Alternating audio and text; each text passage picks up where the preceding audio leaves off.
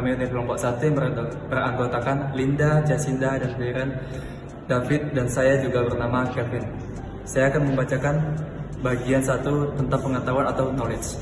Pengetahuan atau ingatan disebut sebagai proses berpikir yang paling rendah, yaitu kemampuan seseorang untuk mengingat-ingat kembali atau recall dan mengenali kembali tentang nama, istilah, rumus-rumus tanpa mengharapkan kemampuan untuk menggunakannya. Contohnya, menyatakan kebijakan. Jenjang yang kedua adalah pemahaman atau comprehension, adalah kemampuan untuk mengetahui, mengerti, memahami tentang sesuatu dan dapat melihatnya dari berbagai segi. Contohnya, menulis kembali atau merangkum materi pelatihan.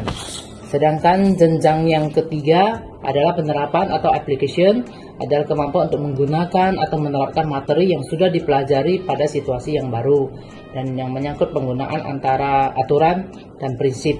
Penerapan merupakan tingkat kemampuan berpikir yang lebih tinggi daripada pemahaman. Contohnya menggunakan pedoman atau aturan dalam menghitung gaji pegawai. Analisis adalah kemampuan untuk merinci atau menguraikan suatu bahan atau keadaan menurut bagian-bagian yang lebih kecil dan mampu memahami hubungan di antara bagian-bagian atau faktor-faktor yang satu dengan faktor-faktor lainnya. Contoh, menganalisa penyebab meningkatnya harga pokok penjualan dalam laporan keuangan.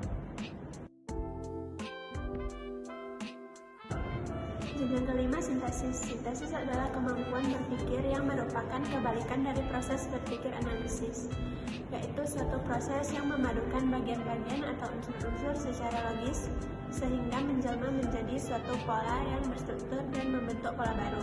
Contohnya menyusun kurikulum pelatihan dengan mengintegrasikan pendapat dan materi dari beberapa sumber.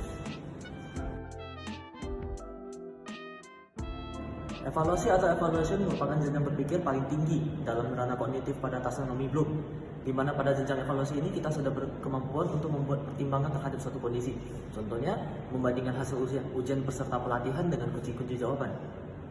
Demikian adalah hasil presentasi dari kelompok kami. Terima kasih.